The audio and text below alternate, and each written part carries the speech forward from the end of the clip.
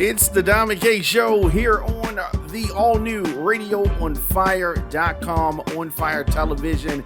Happy Monday to everybody. Welcome back to the program.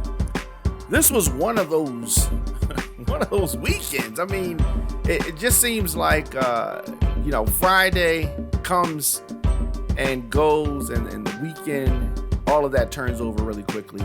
Hope that everybody set their clocks back. I am feeling refreshed, energized, all from that extra hour of sleep. My goodness. Here on the program, we deliver the biggest political and trending news stories of the day with original reporting from across this country emanating from our studios in Baltimore and Atlanta. The show is fun, the show is upbeat, but I also want to expose what is really happening in this country. Radio on Fire is Black voices giving you the American story, and it is a hell of a story. New episodes of the show drop Monday through Friday, 8 a.m., but I don't want you to miss any of our live broadcasts in addition to the 8 a.m. program. We drop content throughout the day as news happens. Hit that notification bell so you get an alert whenever we go live. And you can also check us out on our Facebook page, the Dom and K Show Facebook page. Of course, RadioOnFire.com is the home for the program. And, a lot of things that I have on the list here to get into today.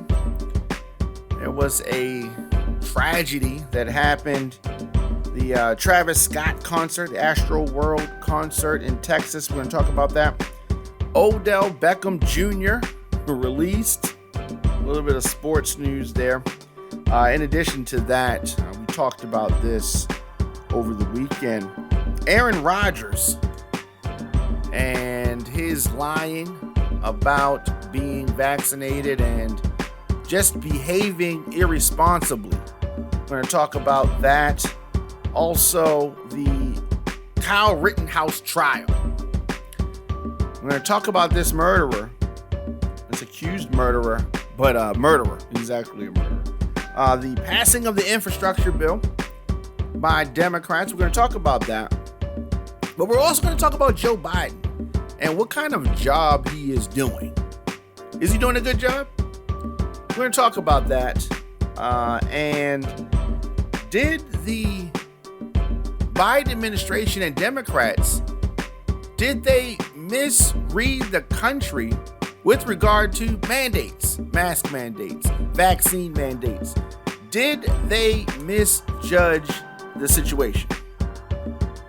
And of course, Kanye West gave an extensive interview to Nori and the good folks over at Drink Champs. I want to talk a little bit about that. So much to get into. You want to send me a question, a comment, you can do that however you're watching, listening to the show. You can also send requests, to read them on the air, booking requests, etc., DJDiamondK@gmail.com. And of course, the Dom and K Show, sponsored by Flyers on Fire. If you need a flyer, Flyers on Fire can design your quality digital flyer in 24 hours. Are you promoting something on social media? Most people have, something to promote on social media.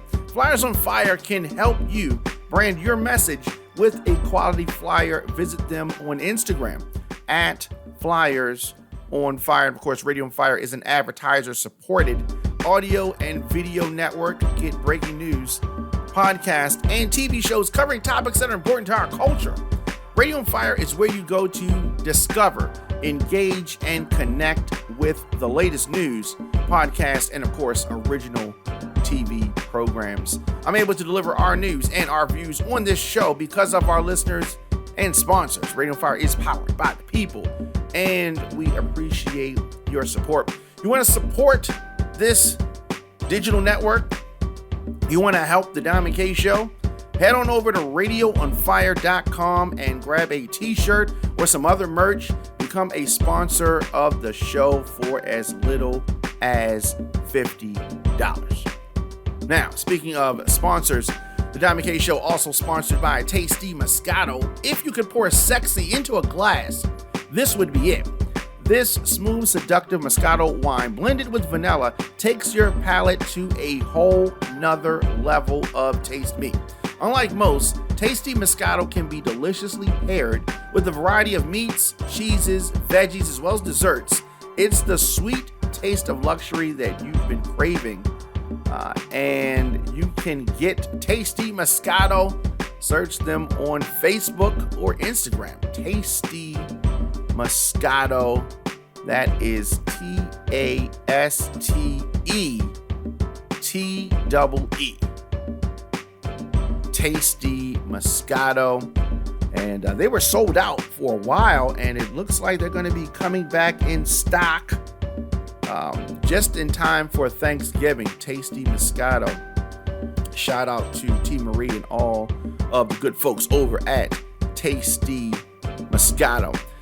The Baltimore Music Awards, 10th Annual Baltimore Music Awards, the winners have been announced, and you can check that out, radioonfire.com/Baltimore Music Awards. Congratulations to all of the winners. These folks were selected by the people. This is voting by the people. They do this every year. This is not something that is selected by the folks at the Baltimore Music Awards. The people actually vote on the finalists and the winners, all of that. So head on over to radioonfire.com/Baltimore Music Awards. So now we got some of that business stuff out of the way, we can get into so much news going on. And when you have a news cycle like what we've had in the last, I don't know, it just seems like every day is a big news day. Every day. So Democrats, I'm thinking, and I thought this early on, but Democrats could have misread the public on these vaccine and mask mandates. And Tuesday's election, those results really should have prompted some serious soul searching among Democrats. Really should prompt that. I mean, the party seemingly misread where folks are, or where they are with regards to these mandates. And I'm talking about mask mandates and vaccine mandates. They could have misread this whole thing.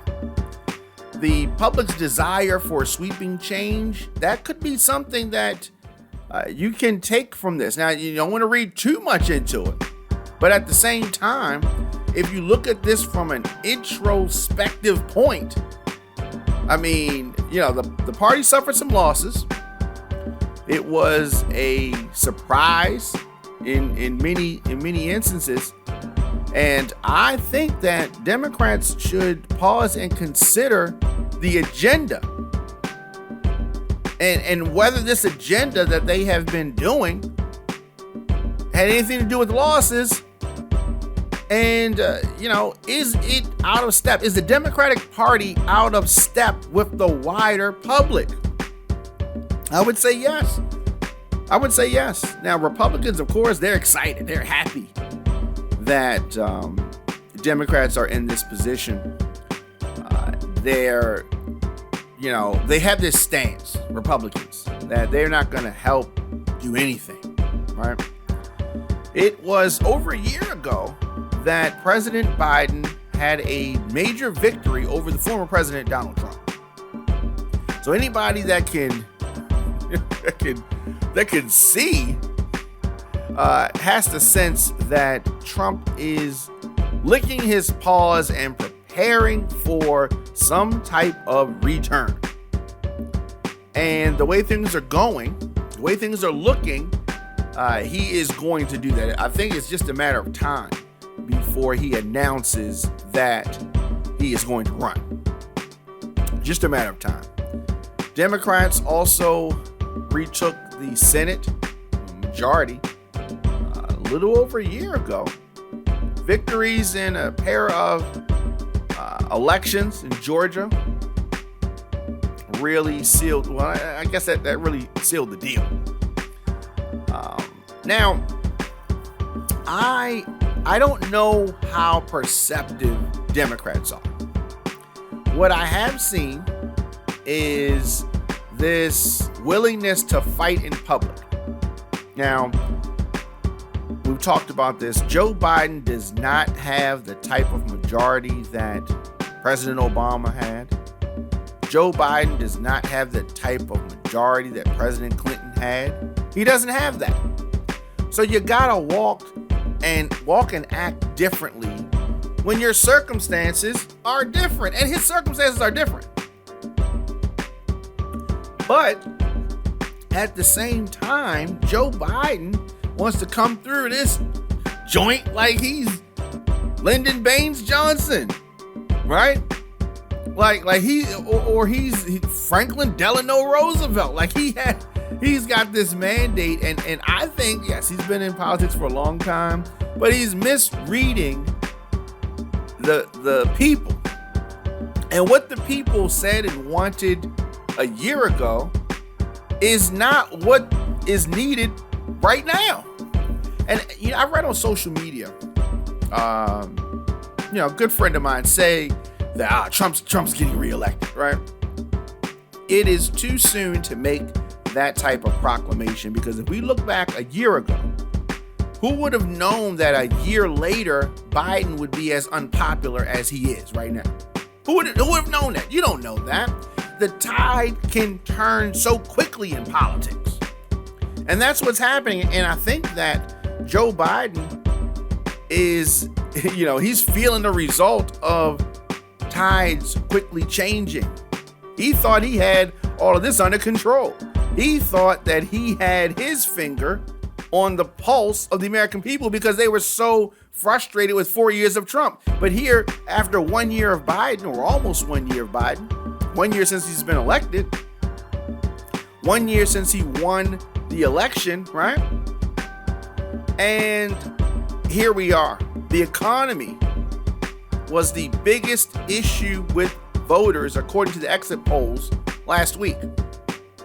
It's not rocket science. It really isn't. Coming out of more than a year of shutdowns and mandates and uncertainty, voters are not looking for radical change. They just want a return to normal, or some semblance of that. They certainly are not looking for major social reform. They just want to get things back to normal before that. Now, Republicans are taking things too far when they start talking about, oh my God, the wild spending. All of the wild spending that happened during the Trump administration. Are you kidding me? Like, slow down, right? Slow down. Yes, Democrats are shooting themselves in the foot, but then don't y'all come out there lying. Like, what? Spending money? Are you serious? Trump spent more money than anybody. And Republicans didn't say squat. Now all of a sudden, and then what did Trump spend money on? Not the people.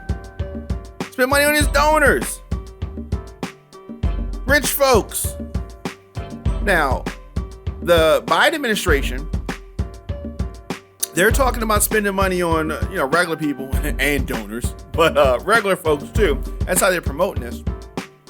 But like defund the police, or any number of Republican misnamed agendas, they have focused for too long on the price tag. Now, Republicans want to focus on the price tag because they don't want to talk about what is being done to help people. They want to zoom in on the price of it because that's a negative.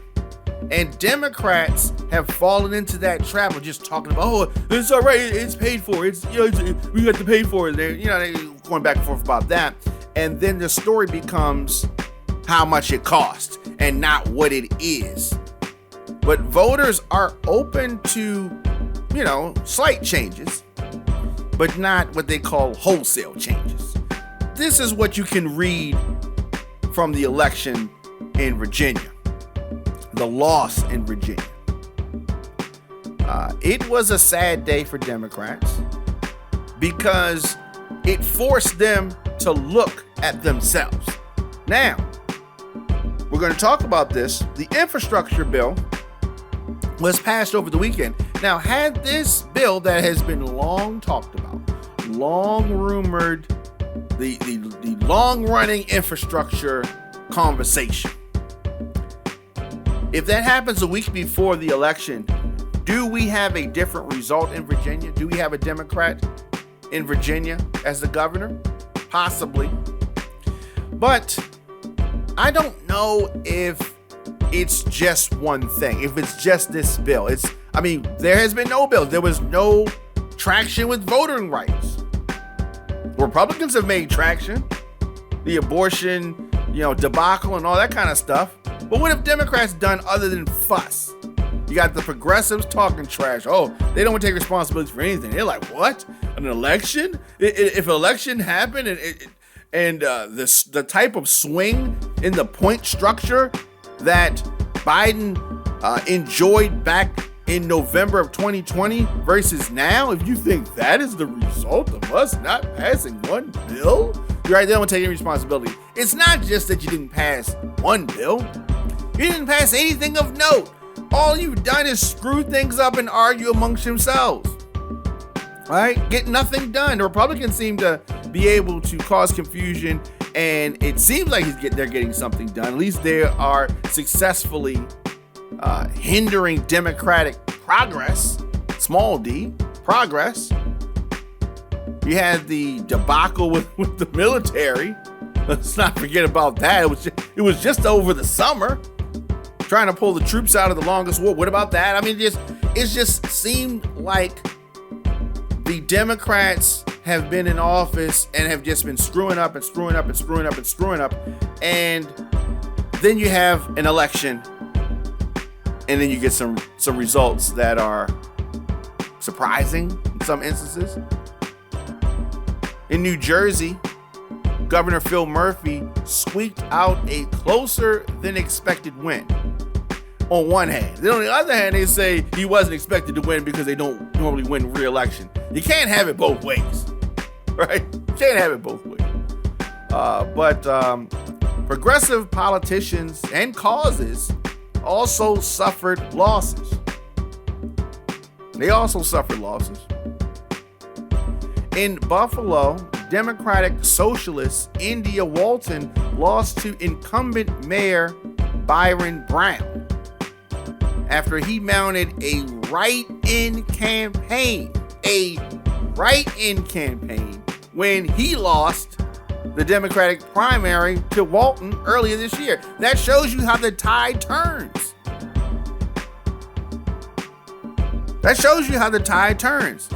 This is a self-proclaimed Democratic socialist, that kind of crap that Bernie Sanders talks. So, the other thing that was really big that to me didn't make sense, and that was the whole defund the police thing. There was a ballot measure to scrap the Minneapolis Police Department in favor of a revamped public safety agency. This failed miserably. Defund the police advocates getting punched in the mouth, basically. Punched in the mouth, that measure defeated. So I gotta ask again, did Democrats misread where the public sits on vaccine mandates and mask mandates? Yes, you want to protect people, yes. But there's a certain way you gotta do these things. Especially in an election year, which this was an election year. So you gotta watch that. You got to watch that.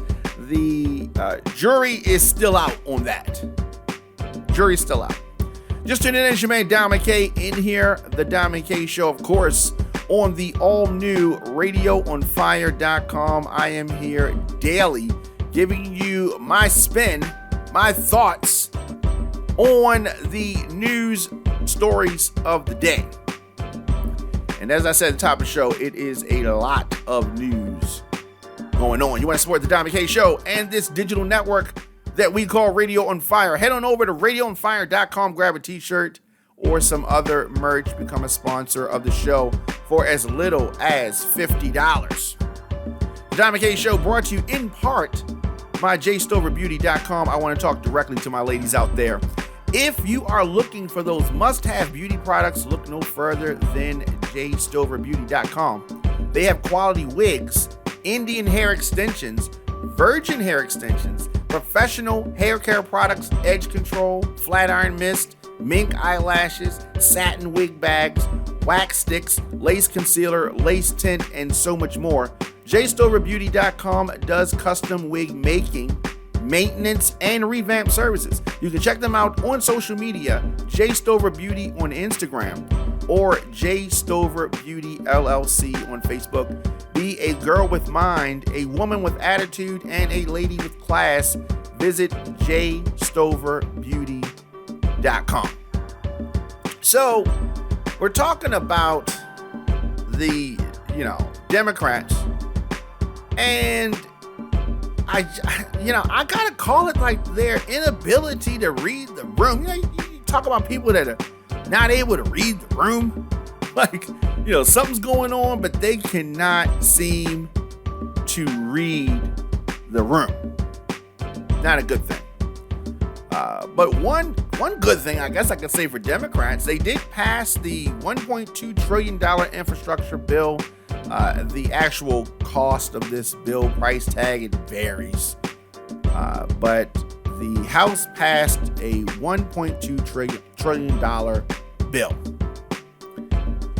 But did not vote on a much larger, sweeping climate and social spending measure as originally planned. The result was a major step forward for President Biden's agenda. But at the same time, progressives who have long pushed for the two bills to be tied together, they took a blow. Progressives have just been catching it. They were able to get a commitment from House moderates to vote for the spending measure by November 15th. Although the pledge came with an important caveat. The now successful infrastructure bill passed the House on a bipartisan basis, 228 to 206, with 13 Republicans voting in favor. The legislation was a compromise between a bipartisan group of lawmakers. This is something that you don't see all the time, but it includes major investments in roads, water quality, bridges, broadband. It's known as BIF, the Bipartisan Infrastructure Framework. So since members from both parties have backed it, and because it has already passed the Senate, now it heads to President Biden's desk to become law.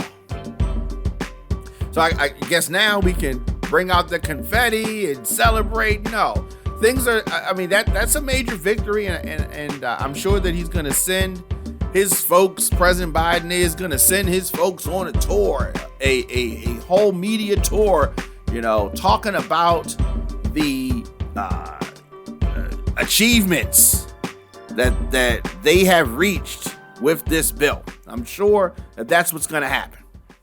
So the $1.75 trillion social spending bill, dubbed the BBB, the Build Back Better Act, did not receive a vote. And it will not be heading to the Senate. It contains historic funding for early childhood education and climate, as well as some key health reforms. House action follows a chaotic year of back and forth over the two votes. Progressives demanded that votes for the two bills, the bipartisan infrastructure bill and the social spending package, be linked together. And the progressives are coming at this from the standpoint of, we always link bills together. We always put different priority bills together. Why won't y'all do that now? And, you got some people saying, no, we're not going to do that. We don't want to do that. We don't actually want to help people. No. It's irresponsible to help people. And progressives don't understand how to play this game. Progressives don't seem to understand how to get things done. Progressives only know one way, like make a whole lot of noise. But you have all these other politicians that do things the sneaky way. And if progressives want to be successful, they're going to have to understand and accept how politics in America work.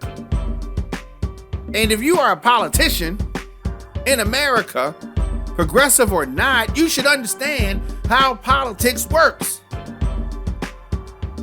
But progressives seemingly always are ending up on the losing side of things, whether it's Bernie Sanders losing twice, whether they're trying to, get rid of all the police. Like, they're just losing because they don't know how to market. They don't know how to play this game. So, anyway, the House action is chaos, it's confusion. The progressives got their panties in a bunch. And House Speaker Nancy Pelosi has decided to keep the infrastructure vote on the books and delay the vote on the Build Back Better Act until lawmakers could get more information. Sadly, for the progressives and for Americans, what the progressives voiced they thought would happen, meaning that it wouldn't get voted on, it is happening. They knew that was going to happen, and it is happening. And I am sure that is a frustrating reality for progressives. They feel like they got jerked around. They feel like they were lied to, and they were. And they were. But such is life. That's what it is. And they've got to learn whether, they have some numbers, I think 90, whatever the numbers that they have, that's cool and all of that, but it wasn't enough. And the progressive leader sold you out. So you got all that to deal with if you are a progressive Democrat. Here on the show, we deliver the biggest political and trending news stories of the day with interviews and original reporting from across this country, emanating from our studios in Baltimore and Atlanta. Show is fun, show is upbeat. But I gotta get to it, man. On social media, I'm at The Dom McKay Show, at Radio on Fire, and we have a lot of things to get into. So, the Biden administration they're dealing with a lot, right? They're dealing with a lot, and with a victory comes a setback, and another setback, another victory. But the United States is steadily chopping away at vaccine hesitancy. COVID numbers cases are going down. Hospitalizations are going down to the point that schools, governments, and corporations are actually lifting mask restrictions yet again. Have we been here before? Nearly 200 million Americans are fully vaccinated, and the nation's over 65 population, which really bore the brunt of the pandemic when it started nearly 2 years ago, does it seem like that long? Is enthusiastically embracing vaccines. What the government said they wanted to happen has been and is happening. Nearly 98% of the over 65 population has received at least one COVID-19 shot, and more than 25% of them have gotten boosters. It hasn't even been that long since they were authorized. They are on it. So what does that mean? The metrics have improved. And Joe Biden's workplace mandate, which was unveiled last Thursday, you have the launch of the COVID-19 shots in elementary age kids, the 5 to 11 group. This is all the stuff that they said that they wanted. Seniors are also playing a role in getting other family members vaccinated.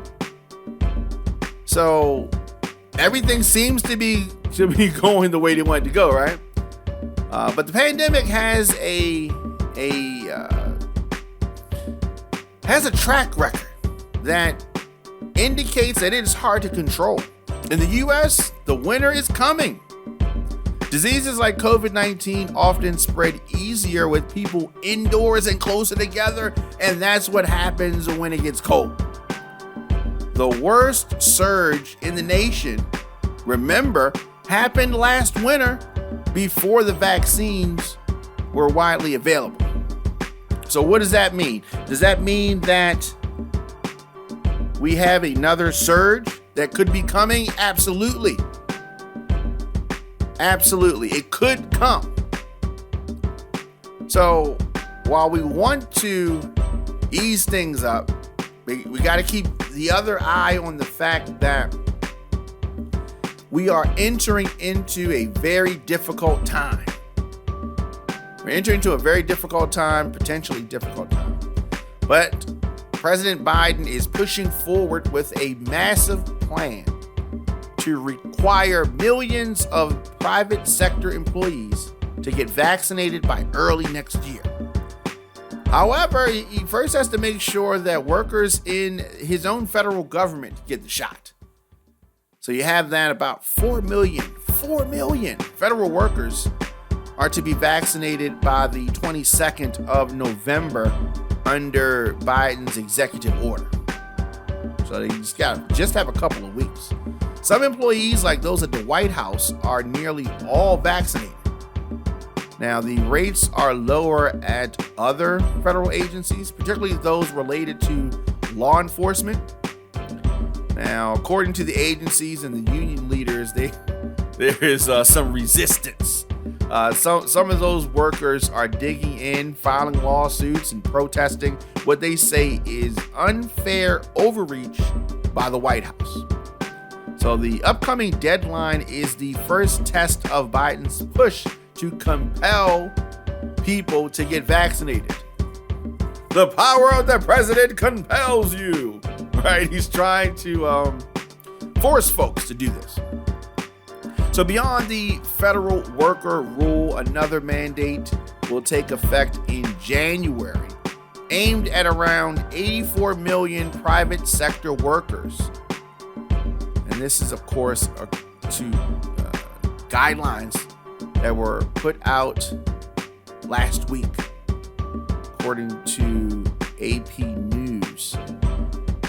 A federal appeals court in Louisiana temporarily halted the vaccine requirement for businesses with 100 or more workers. So the administration says that it is confident that the requirement will withstand legal challenges, in part because its safety rules preempt state laws. So the president and the administration wouldn't have put these requirements in place if they didn't think they were appropriate and necessary, the Surgeon General said on Sunday's edition of ABC This Week. Said that the administration is certainly prepared to defend them. So this is going to be this back and forth thing. If the mandates are a success, they could make the most serious dent in new coronavirus cases since the vaccine first became available. So, of course, I'm optimistic about this, but at the same time, this legal speed bump that Democrats and President Biden are facing right now is something that they have to contend with. It's only 2 weeks remaining until the federal worker deadline that we talked about on the 22nd. Some leaders of unions representing the employees say that convincing the unvaccinated to change their minds is extremely, extremely challenging. And, you know, when we talk about unvaccinated and we talk about hesitancy of folk, I mean, the main person that comes to mind for me is Aaron Rodgers. The, soon, Hall of Fame, the future Hall of Famer, Aaron Rodgers. You see him on commercials. You've seen him playing for the Packers for years. For years. So he obviously missed the game against the Kansas City Chiefs yesterday due to COVID-19 protocols. He has COVID-19. And on Friday, he was on the Pat McAfee show. And he said that he contracted COVID-19 and said that he is unvaccinated against the virus. This revelation has prompted a lot of criticism, a lot of folks calling him out, a lot of folks on the right supporting him. He announced back in August that he was immunized. Member of the media said, "Are you vaccinated?" He said, "Yes, I am immunized." Immunized.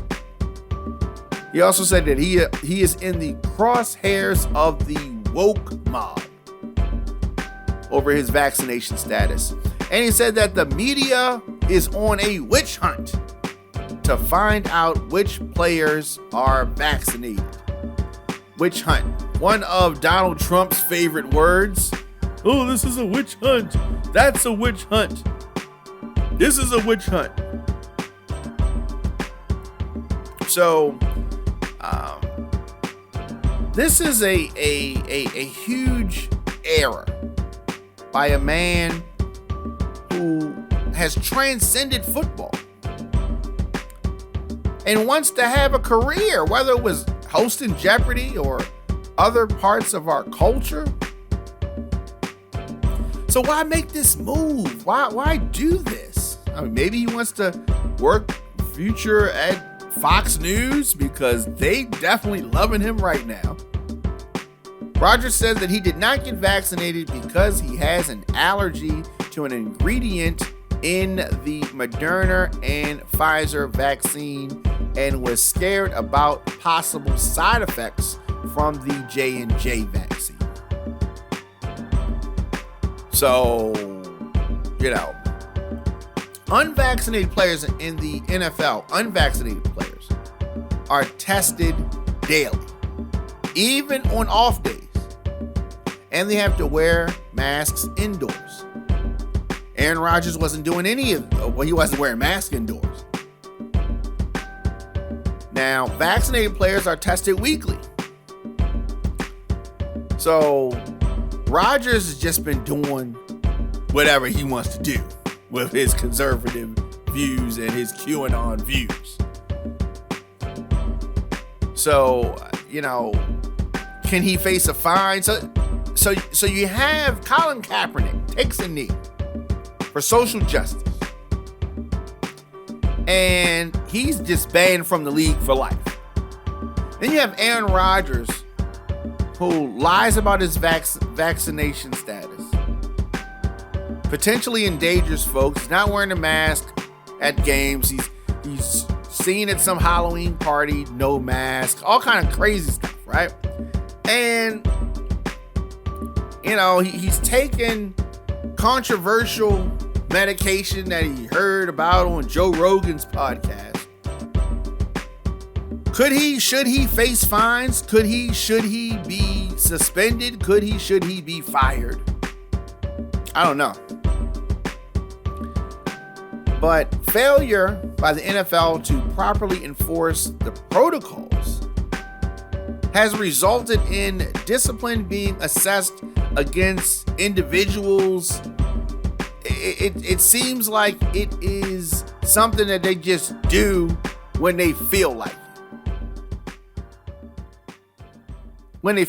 it. The fines of an unvaccinated player for breaching their COVID-19 protocols can be steep. Now, Aaron Rodgers can afford it, of course. Gathering outside of a team facility or team travel in groups of more than 3 players can result in a fine of just under $15,000. Engaging in in-person meetings, practices, and training activities outside of team facilities with other players or staff is also punishable by this fine, which is actually $14,650. Attending an indoor nightclub and indoor bar, the bar and nightclub must both have more than 10 people, a house gathering of more than 15 people, an indoor concert, or some other sporting event, unless the player is seated in a separated section and as a suite or owner's box is wearing PPE, and there are no more than 10 people in that separate seating section. All without wearing protective masks are punishable with this $14,650 fine. Refusal to submit to testing that's a $50,000 fine, while repeat offenders of any of the protocols will be subjected to increased discipline, according to the NFL. I know that at least 2 of these things Aaron Rodgers did, but look, he can afford it, right? He don't care, clearly. Rodgers could be fined by the NFL, but it's a little slap on the wrist. I mean, he could also be suspended. The odds are that it will be more the Packers that are looked at, and they're probably going to be the ones to get the fine. Probably not Aaron Rodgers. Probably not. So, what are your thoughts? Should Aaron Rodgers be suspended? Should he be fired? Should he be sat down? How much should he be fined? Should he be fined at all? Some people don't think he needs to be fined at all. Some people think everything is all good. I mean, it's his choice. The right, the QAnon conspiracy folks, they are all over this, and they are singing the praises of Aaron Rodgers right now. Singing his praises. But speaking of, NFL, Odell Beckham Jr., he has been, very talented, very controversial, big distraction.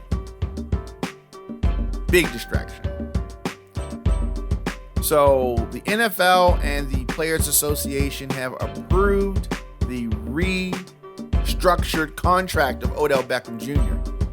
And that's going to allow the star wide receiver to go on waivers Monday and be claimed by 4 p.m. the next day. Beckham does not want to go to just any team. Beckham wants to spend the rest of this season with a playoff contender and in a winning environment where he believes he would be happy and productive. He's such a prima donna. I mean, basically, his time with Cleveland, he did nothing.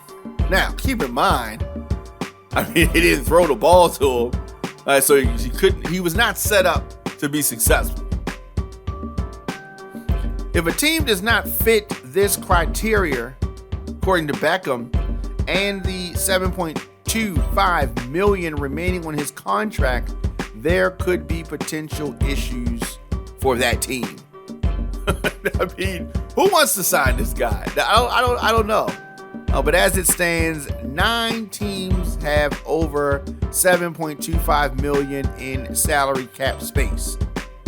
That is the Jaguars, the Eagles, the Broncos, the Seahawks, the Panthers, the Chargers, the Steelers, the Bengals, and Washington. So whether or not Odell Beckham Jr. is going to end up on any of those teams, who knows? Should Beckham clear waivers, which multiple team executives said over the weekend is the likely outcome, he would be able to sign with any team. So who knows? The Browns excused him from practice this week while they negotiated his exit, which was finalized on his 29th birthday. The general manager of the Cleveland Browns called the situation unfortunate, but acknowledged there are some situations in the NFL where things just don't quite work out. This, of course, is one of those instances, and of course, ESPN reporting all of this. Not sure what's going to happen there. You have some players who are super talented. Odell Beckham Jr. is one of those players. Super talented.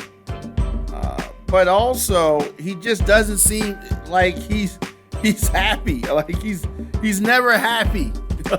They can never get him to the point where he is satisfied. So when you have somebody like that in your midst, I mean, I don't know. I don't know how this goes.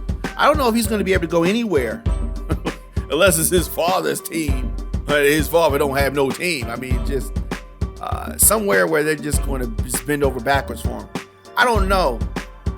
I don't know if I would want him in my locker room, considering how he rolls. I don't know. So both of my teams victorious this week. Baltimore Ravens in overtime over the Minnesota Vikings, 34-31. It was a nail biter there.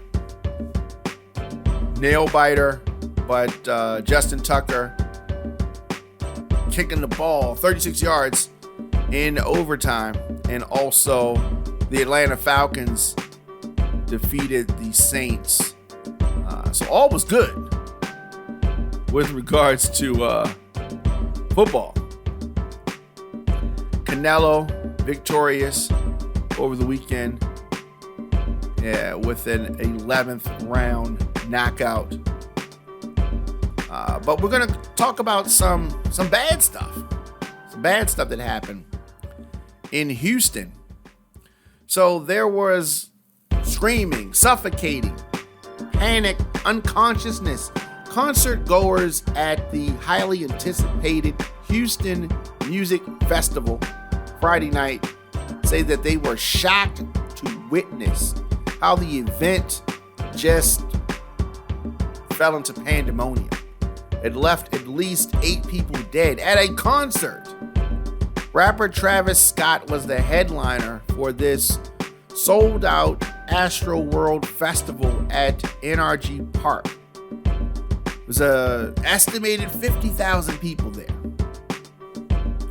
So there was chaos, and they're still trying to understand exactly what happened. Just a sad thing. So it was. I mean, you've been to rap concerts before, right?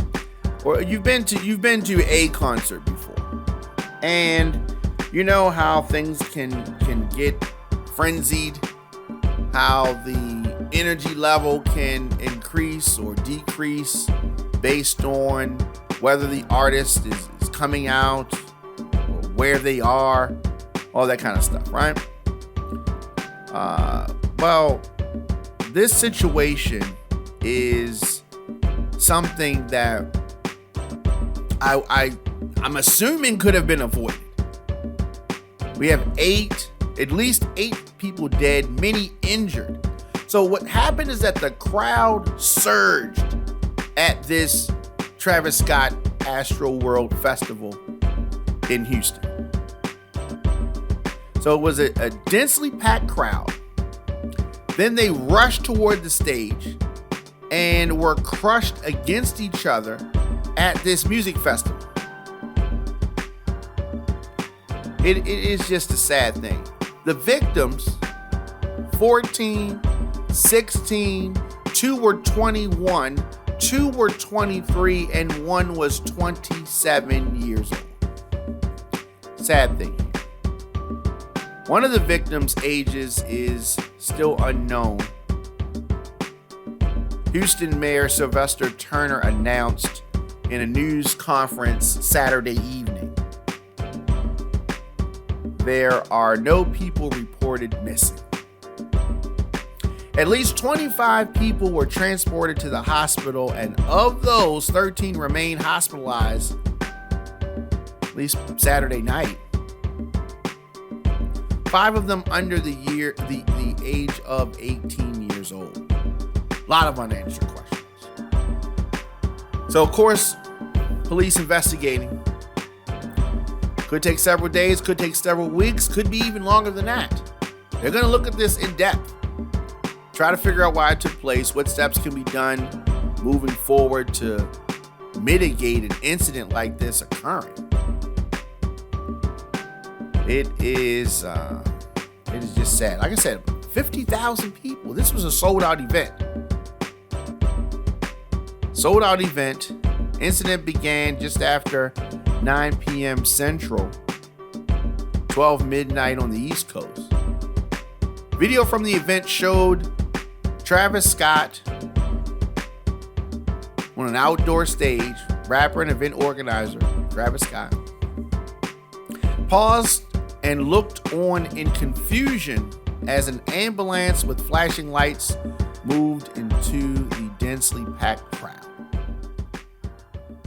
Once Travis Scott started, all hell broke loose, one concert goer said, told this to CNN. All of what is to be 50,000 people ran to the front, compressing everyone together with the little air available. There were mosh pits in every section. This was something that was supposed to be fun. It was supposed to be a time that people enjoyed, and it turned out to be deadly. The company responsible for organizing the event, which is Live Nation, issued a statement saying that they were heartbroken for those lost and impacted. We will continue working to provide as much information and assistance as possible to the local authorities as they investigate the situation, Live Nation said. People there described being increasingly squeezed in the minutes before Scott's performance began. There was some type of a countdown clock. Folks started running to the stage, of course, because they wanted to see. Travis Scott is a major rapper right now. And, people getting hurt, people passing out, people bleeding, crying, everything was happening. People just went berserk. One person said, 22 years old, said that I realized that people were dying. The crowd, for whatever reason, began to push and surge towards the front of the stage, which caused people in the front to be compressed. People began to fall out, become unconscious. This is not what is supposed to be happening. All in all, more than 300 people treated at Field Hospital. Set something up. near the festival. One of the patients in the hospital was 10 years old. 10 years old. Definitely, my prayers go out to the families of those impacted by what happened at Astroworld's festival. I mean, you had members of the crowd attempting CPR on injured folks. People rushed through the gates hours earlier. And 3 were trampled at an event 2 years ago. They have to really figure out a better way to handle these festivals. This cannot happen. I mean, hip hop is so popular. And because it's popular, you have got to expect that you're going to have these crowds. And B, have a way to prevent crowd surges. And when the artists do things to hype in the crowd up, you have got to be prepared for what's going to happen, what can happen, what we have seen happen. This isn't the first time. Said 2 years ago, few people. Now, few more killed, many more injured. This is a serious thing. Definitely, my hearts go out. Thoughts and prayers to the families of those. And I want to see Travis Scott come out and handle this in a responsible way. Jermaine Diamond K in here. Of course, you can follow the Diamond K Show on our Facebook page. Click the bell icon to get notified when I go live. The Diamond K Show is a Radio on Fire production. You can get this show on demand at Apple Podcasts, Spotify, Stitcher, iHeartRadio, Google Podcasts, WRF Radio app, youtube.com/DJ Diamond K, and anywhere that you get podcasts. The Diamond K Show, of course, is part of this digital network we call Radio on Fire. Head on over, grab a t-shirt or some other merch, radioonfire.com. Become a sponsor of the Diamond K Show for as little as $50. I'm able to deliver our news and our views on this program because of our listeners and sponsors. Radio on Fire is powered by the people, and we appreciate your support. So over the weekend, I had an opportunity to listen to the near 2-hour interview with Kanye West on the Drink Champs. So it was an interesting interview, and Kanye West, now just known as Ye, interesting. In this interview, he often referred to Kim Kardashian as his wife, and it doesn't seem like he wanted to break up. I'm not sure if or what's going to happen there. Kanye is a talented producer, rapper, fashion designer, business person, talented in all of those.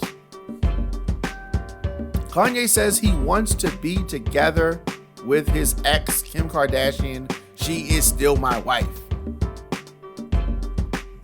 That's what he said. The Drink Champ interview broke viewership records for Revolt. Kanye West, it was unfiltered. It was unfiltered. The black-owned multimedia platform Revolt TV shout out to them. This was a great get for them. Kanye West's conversation with Nori and DJ FN spanned 2.5 hours, had 3 million views in its first 12 hours, which is the most views Revolt TV has had for a single episode to date, according to the company. The interview, which aired on cable and dropped on Revolt's website and YouTube channel Thursday evening, also quickly became the #1 trending topic on Twitter. It was a good interview. And Nori and FN, they don't normally do good interviews because they normally cut people off. Not EFN, but Nori. He normally cuts people off. And he usually doesn't do any research. So sometimes he just blatantly, randomly yell out something that's wrong, or it's just, you know what I mean, all over the place. And some of this is because they're drinking and smoking, and Nori just is just not a research type of person. But Revolt's long partnership with the Drink Champs is a perfect example that we are more powerful together when we use our platforms to control our narrative and give the voices shaping our culture the freedom to create unapologetically. The chief brand officer of Comb Enterprises said to Variety, Nori and DJ FN continue to be proven leaders in this space and deserve to be acknowledged in this moment for creating a program that every power player in hip-hop has to visit. This show is on track to be the most viewed hip-hop interview of all time. Wow. That is major. That is major. And it's really no surprise that the viewership skyrocketed. In the interview, let's keep in mind, Kanye West usually doesn't do a lot of interviews. He's usually very elusive. I mean, he was smoking, he was drinking, he was talking, he was shooting from the hip. Covered a bunch of controversial topics. Talked about his divorce from Kim Kardashian, his never-ending beef with Drake, a decision to feature Marilyn Manson and DaBaby on his new album, latest album, Donda. Talked about Soulja Boy and why he wasn't on the album. Big Sean, he had a lot of words for Talib Kweli. Talked about Jay-Z. Talked about Versus. Talked about Nas being his favorite rapper. Busta Rhymes rapping very, very good. Talked about Dame Dash.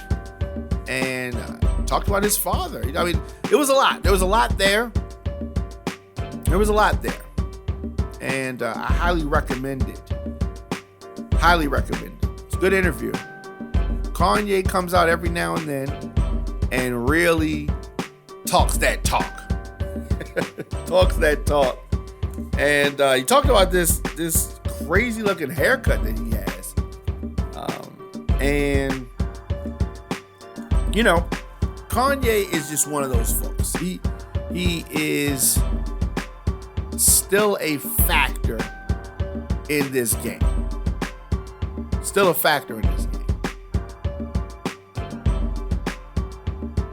Before we get out of here, I definitely want to talk about the Kyle Rittenhouse trial. It's going into its second week. A man who suffered a severe arm injury when he was shot by Kyle Rittenhouse during a night of protest against racial injustice is expected to testify this week as the prosecutors near the end of their case in this murderer's trial. So Rittenhouse is 18 years old and is charged with shooting and fatally shooting multiple people. He is a one-time police youth cadet. So he went to Kenosha with an AR-style rifle and a medical kit in what he said was an effort to safeguard property. Not his property, just property. He's wanted to shoot somebody. So these demonstrations took place and broke out over the shooting of Jacob Blake. You remember, a black man shot by a white Kenosha police officer. Rittenhouse, of course, is white, as are the three men he shot. But the case has raised polarizing questions about racial justice, policing, firearms, and white privilege.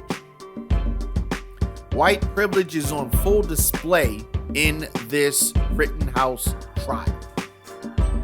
Prosecutors played numerous videos that showed the events of the night from different angles. Jurors heard testimony from people who were with Rittenhouse, as well as from police officers and loved ones of the men who died. Men who died. And I mean, it's just unbelievable that you have people defending this guy. Prosecutors have portrayed Rittenhouse as the instigator of the bloodshed, as well as an inexperienced teen who misrepresented his age and medical training to others. That night, his lawyer, Rittenhouse's lawyer, has argued that he acted in self-defense. Are you kidding me? He suggested, this is the attorney, suggested that among other things, Rittenhouse feared his weapon would be taken and used against him. The prosecution suffered a potential blow when it was disclosed that one of the victims, I guess, has bipolar disorder and depression, and he hadn't filled his prescription because the local pharmacy was boarded up due to the unrest. Information Rittenhouse's lawyers could use in their bid to portray one of the victims as the aggressor. Pretty sure that they're going to do that. So on the day that he was killed, Rosenbaum, this is the fiance, disclosed that the gentleman was bipolar. But on the day that he was killed by Rittenhouse, he had been released from a Milwaukee hospital. So you see how they're going to portray this. The jury was told that much, but not why he was admitted, which was a suicide attempt. So his killing has emerged as one of the most crucial moments that night because it set into motion the bloodshed that followed moments later. Rittenhouse shot and killed a 26-year-old protester seen on a bystander video hitting Rittenhouse with a skateboard. Rittenhouse then wounded another person. If convicted, Rittenhouse could get life in prison. The case that has stirred furious debate over self-defense, vigilantism, the right to bear arms, and the racial unrest that erupted around this country after the killing of George Floyd in Minneapolis and many other similar cases. This is something that we're definitely following, something that is going to be watched. I'm not even sure if there could be a major reaction to this case when the verdict is handed down. That's how concerned about this case that I am. That's how concerned I am. Let me know your thoughts in the comment section. Instagram, Facebook, Twitter, LinkedIn, TikTok, at The Diamond K Show, at Radio on Fire, of course. You can hit me up also, djdiamondk at gmail.com.